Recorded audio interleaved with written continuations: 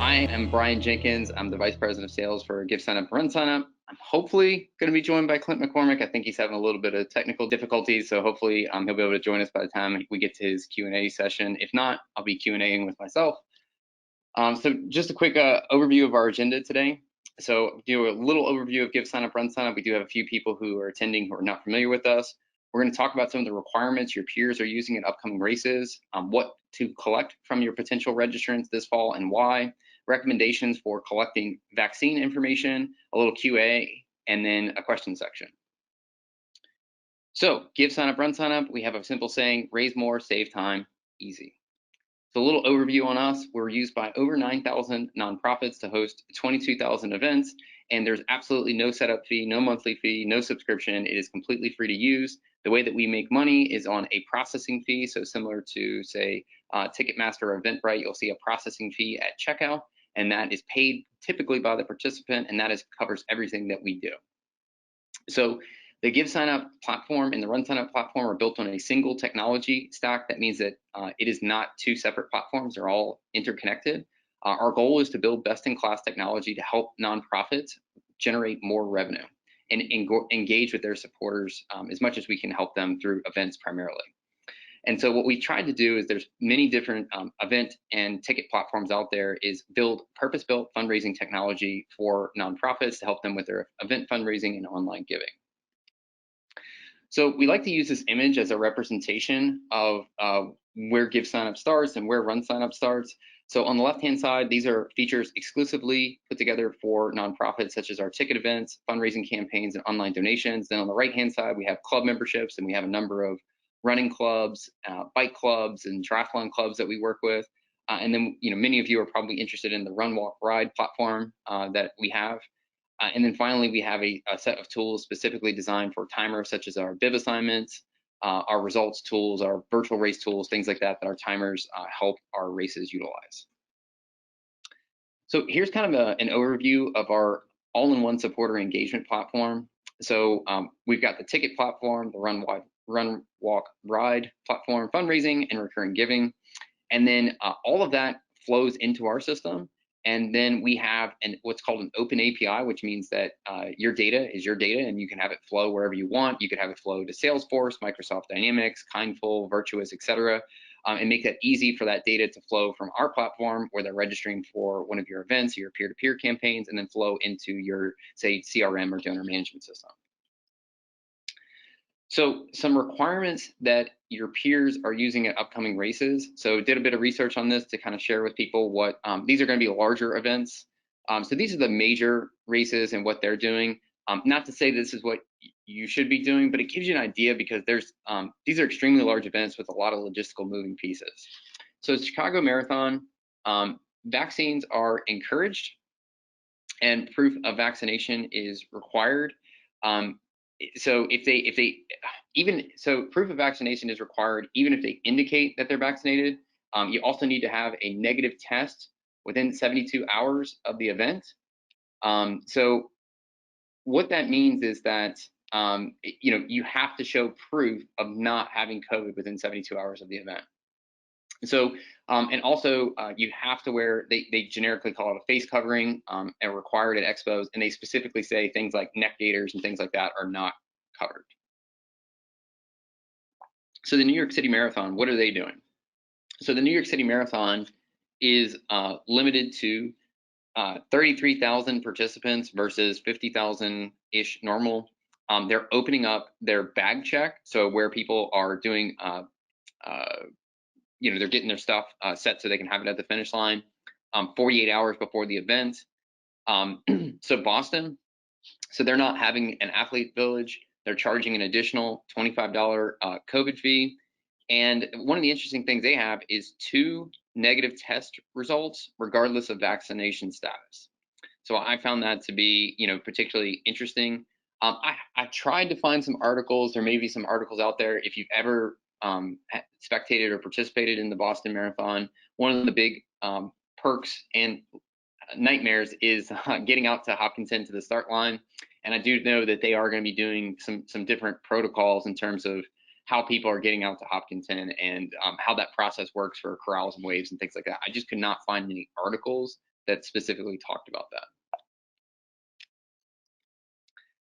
So what are our recommended best practices? So we recommend always following, state and local guidelines. And, and this is one of the things that I can't emphasize more, is that within where you live, one part of town or one city may have one set of rules and another city may have another set of rules. So really make sure, like, especially if you're someone who has multiple events, that you had discussions with your state and local groups to understand what those rules are, because you don't want to have an expectation that you set for yourself and for your participants and then find out there's another set of expectations that were expected by your local permitting authority. So you can look into, local testing and vaccine options, although we'll talk about that a little bit later. Wave starts or corrals has been extremely popular. So if that's logistically possible for you, is just spreading things out by, it doesn't have to be a lot, especially if your event is not too big, but 15 to 30 minutes, that can be helpful. This one is, I would highly recommend, is just outdoor packet pickup and check-in. Using outdoor with like a tent or something like that versus having it inside a place of business certainly makes things simpler. One of the other popular things that we've seen is prepackaged goods. So, like a goodie bag versus kind of, a buffet style post-race food is just having a little goodie bag that people can grab. A lot of people have, joined on that train and enjoyed being able to just kind of have a nice clean process for handing out post-race food. Asking and encouraging your volunteers and staff, and in some parts of the country, it's required. In Oregon, it is required to wear masks in areas where social distancing is not possible. So asking that can be a great way to just kind of set a good example, in your community. Encouraging social distancing, in your area where if there's going to be a lot of people around, it can be difficult, but just trying to encouraging it. And then just a reminder, it's not just for staff and volunteers, but for your participants as well. It's just a general, common sense. If you're not sure, if you're not feeling well, just stay home. So what would we recommend collecting from race registrations this fall, and why? So here's what we would ask you to put in front of participants.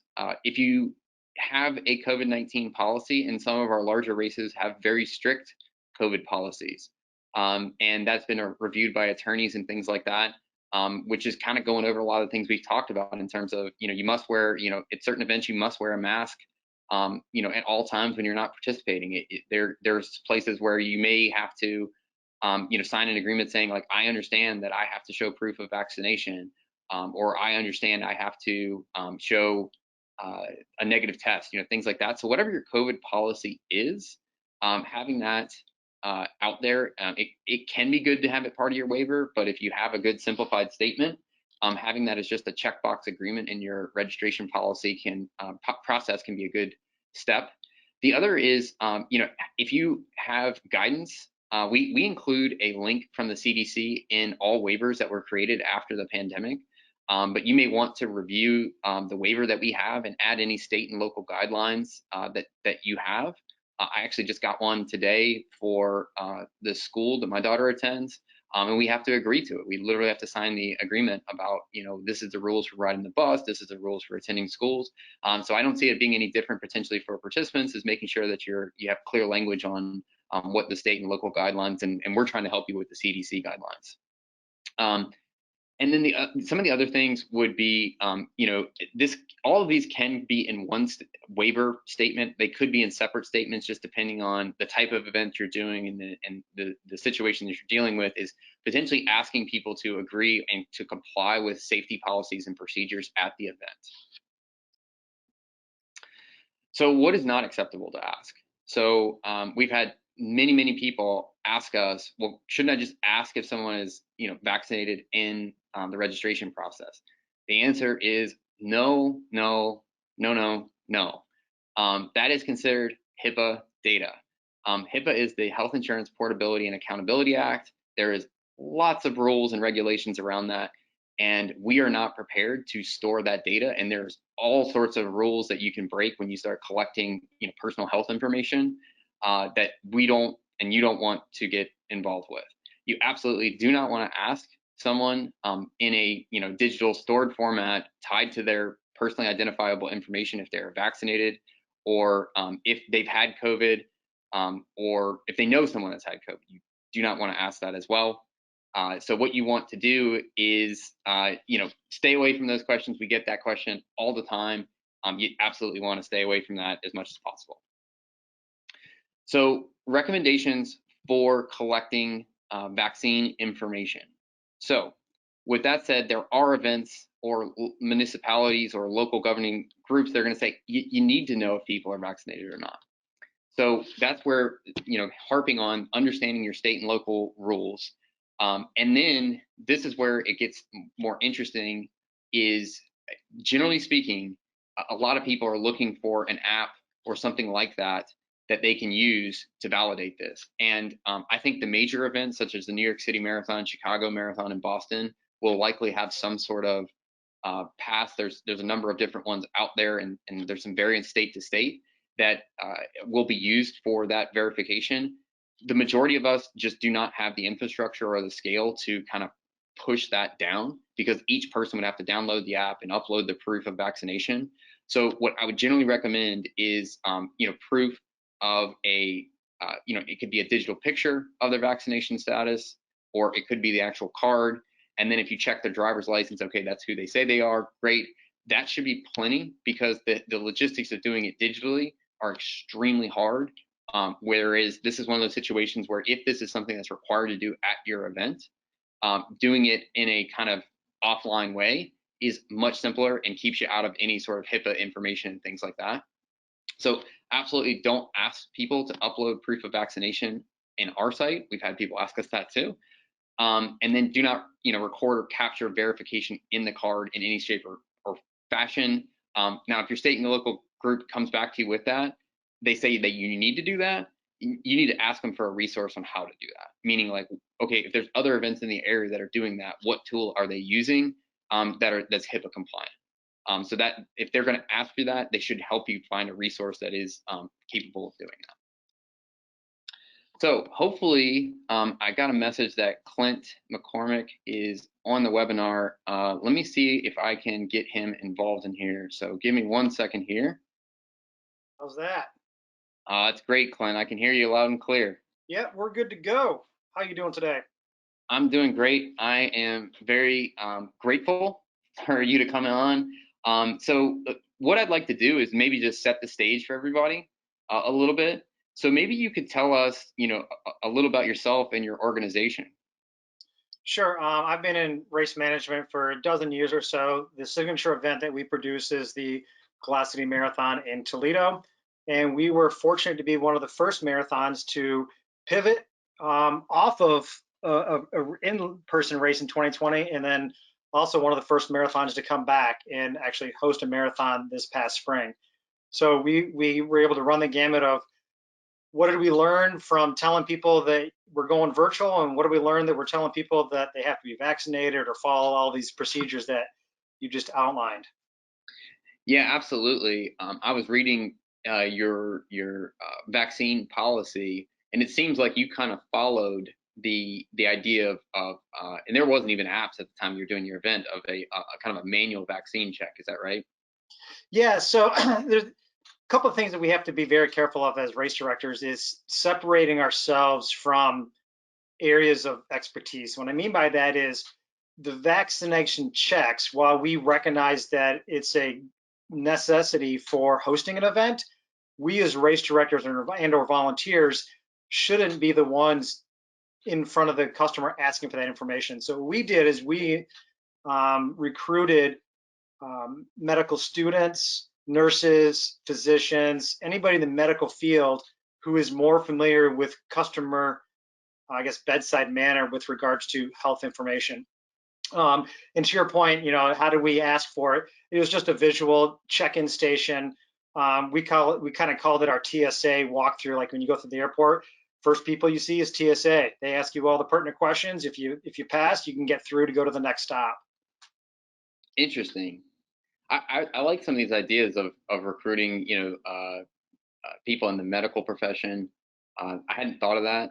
And also, so what you're basically saying is that if I walk up, the first people I interact with are this group of people.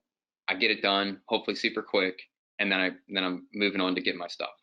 Correct. Yep, exactly right. And having them wear their photo IDs for the place of employment, whether they work at a hospital or a clinic, whatever, just helps provide that, hey, this is a health question. This is not a what t-shirt size question, general volunteer. And we don't want to put volunteers in a situation that you don't have your vaccination card. Sorry, you can't come in. So Yeah. it allows that separation of event and health measure.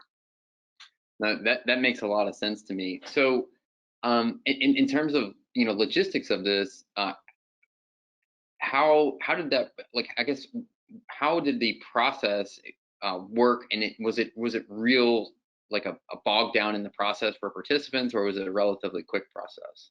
Yeah, so a couple of things. Everything that you do right now has this philosophy in mind, more time and more space, right? So Mm-hmm. typically most, I would say mid-size events, I'm gonna call, say 5,000 to 15,000 people. That's kind of what I'm talking about here. We had expos or multi-day packet pickup inside, whether it be a gymnasium, a cafeteria, some type of basketball arena, some indoor facility, right? And that space just wasn't conducive to allowing that philosophy of more time and more space. Those spaces are designed in marathon world as intimate, interact with your vendors, come and touch and feel, and we want that interaction, right? So you want to have a full arena because it just makes the atmosphere a lot of fun. You can't really do that these days. So now it's more finding a location that's outside that works for you. And we we had a lot of ideas of how we want to do this. Do we want to do the drive-through method? If we do that, how does it work? Do we want to do huge tents in the parking lots, which is a huge cost? We were blessed that the campus that we use back in April, it has a nice, I'm gonna say, outdoor concourse of their football stadium. So we're able to walk in one of the main gates and walk out a separate exit gate. So we controlled one-way flow of traffic, and it just everything was outside. We didn't have inclement weather, so we kind of, I would say, lucked out in that scenario. Yeah. And another one we just did last weekend up in Ann Arbor, the Dexter Ann Arbor race. We did the similar philosophy, but we used as an outdoor basketball court, if you will, at an elementary school. So they had one way to get in, one way to get out, and it was a U-shape pickup. So they stop at one station, go to the next station. But I will say that it was very smooth. People were very courteous. I don't recall anybody getting upset of standing in line, but the lines moved very, very fast. And what you come to realize is when people stand in line today, they don't stand like they used to. So the line is going to look really long, but everybody's spaced out. So don't worry, it will move fast. The lines will just be a lot longer than what you're used to. So in terms of messaging, what type of messaging did you, and this doesn't even have to just be for Glass City, but for any events that you're doing now, have you kind of come up with a get to the point message of like, here's what we expect from you, and here's what you can expect from us at this event? Right. And I think it varies by jurisdiction. It varies by your local counties. What type of health environment are you in? Some counties might be considered high risk. Some counties might be considered low risk. And it also depends on how many participants do you have. For instance, I have a race tomorrow that's 500 people, or Saturday rather. Those procedures are going to be a lot different than a 5,000 person race, which is different than a 15,000 person race. So you have to kind of take everything in scale. Mm-hmm. But I think people are getting used to the idea that, yes, I have to do, some type of um, protocols for packet pickup. We've done every packet pickup outside for the last basically 2 years now. Tenting and set it up, and people are just used to it now in our market. So we're fortunate that we've been able to have a number of races that we've kind of trained our customers what to expect. And I think that the procedures that we were able to come up with early on seem to be what I would consider almost mainstream now. So having to show vaccination, having to wear a mask when you're on a bus. That's a federal guideline. So we just, hey, you know, while you may not have to wear a mask in your state because there's no mask requirements, the federal guideline for transportation still requires it. So trains, planes, automobiles, stuff like that. Yeah. But the biggest thing we learned in messaging is put it into your registration early. Hmm. And I'm calling it out now in the question format rather than burying some things in the fine print of waivers. People don't read those. I want people to know, especially for the larger events where, you know, if you're dealing with a 500-person race, you get a couple of emails, not a big deal. You start dealing with thousands of people, you don't want to be doing emails for a living. That's most race directors don't sign up to do that. So Yeah. putting some of those sticking points that I know I felt I was just replying to a lot of emails on out front will take care of you in the end.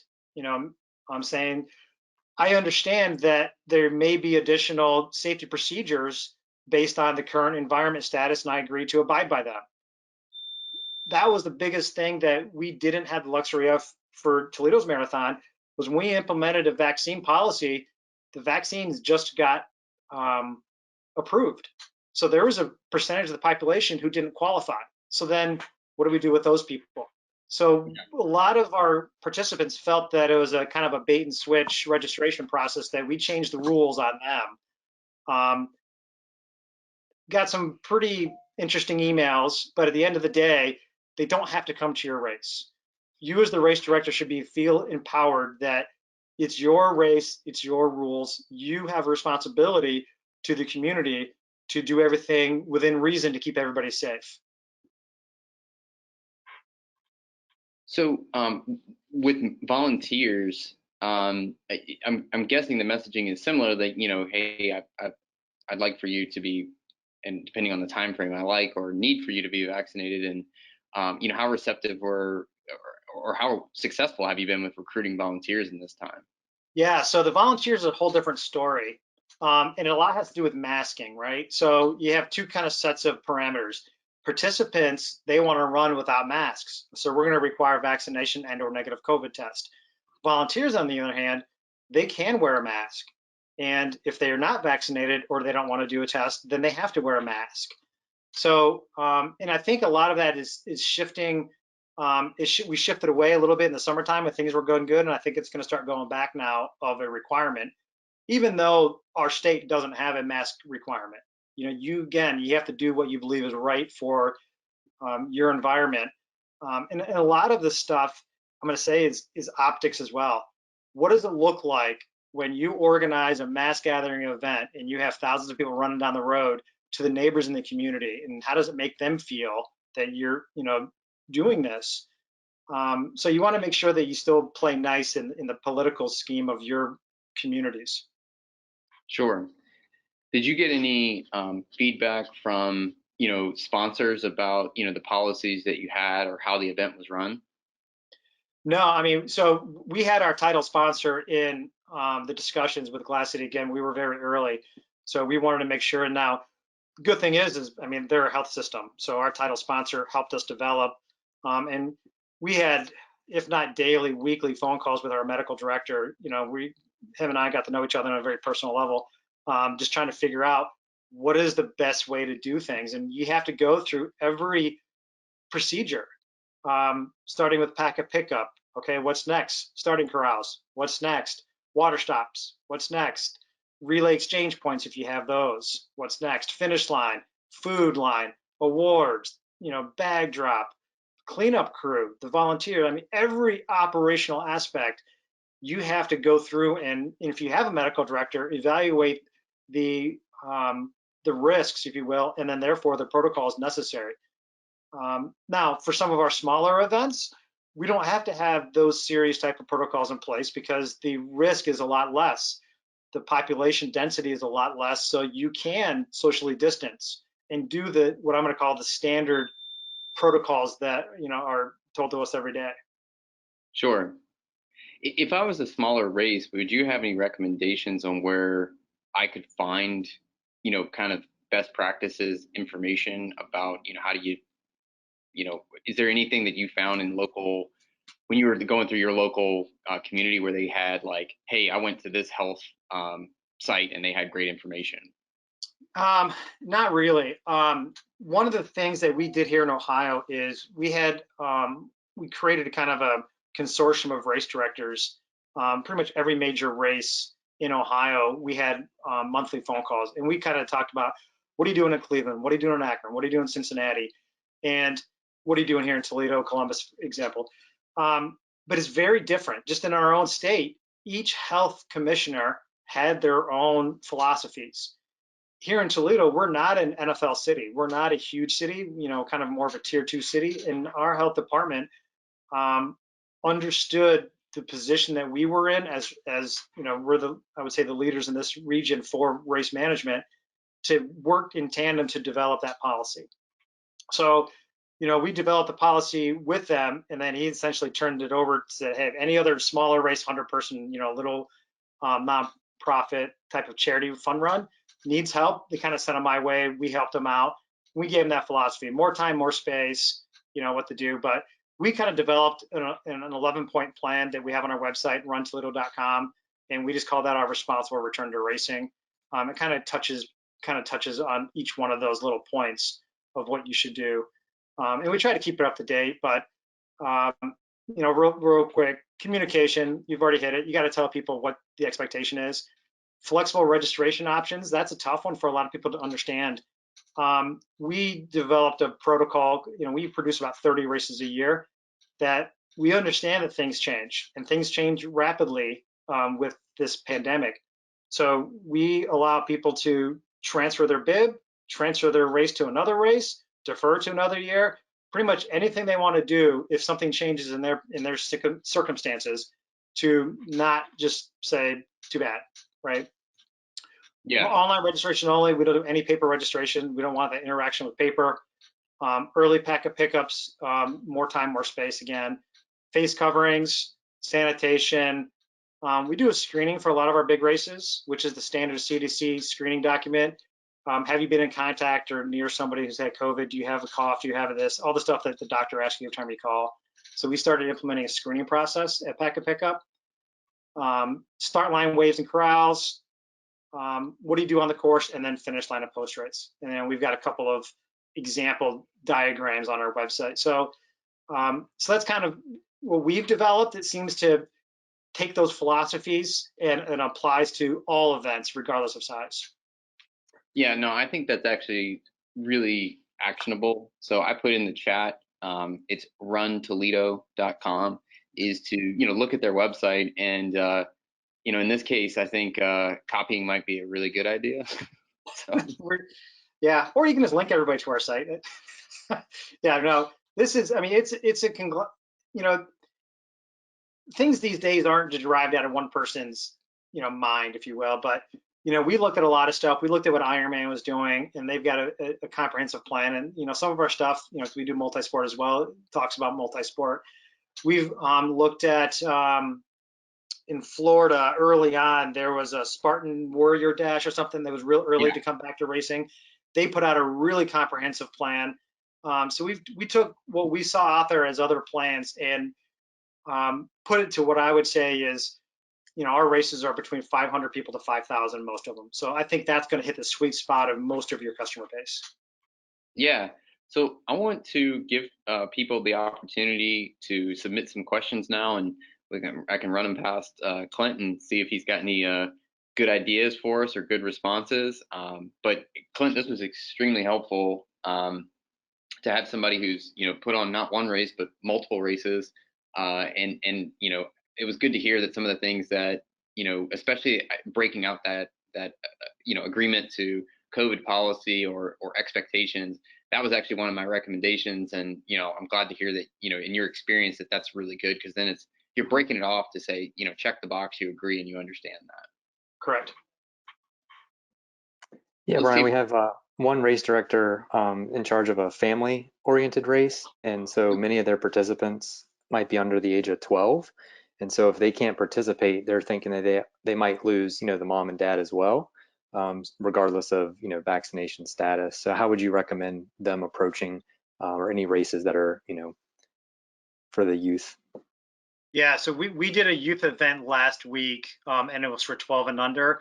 And for that, we did not require vaccination and/or testing, but we did a lot more social distancing of the events. So we kept the kids a lot more separated. This was more of a track style event. So we had the whole football field, infield, if you will, 100 yards all the way down to separate people into pods and small groups. So for something like that, I would say follow the local recommendations of social distancing and masking. Yeah, and then it also is probably important to make sure you still have a strong virtual component that maybe does something special for kids. I am expecting in September, or yeah, probably by the end of September, that there will be a vaccine available, but it's only going to be 6 to 12. So there's still going to be children under 6 that would fall under that. So that may make some difference for later fall events. But yeah, I think everything Clint's saying makes sense, and it's going to be more challenging with family or kids focused events, right, for probably the next couple months. Clint, I'm not seeing any other questions coming in, so I think you did an outstanding job of helping us better understand how to successfully host a race this fall, or an event this fall. Great. Yeah, I hope much success to the race directors out there. And again, don't be afraid to tell people it's your race, your rules, and you got to stick by it. Well, wonderful. Thank you so much, Clint, for joining us. And I'll speak for everybody saying that we greatly appreciate your time and your insight.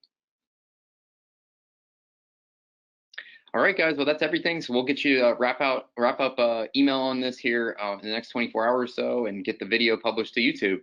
Thank you, everyone, for joining.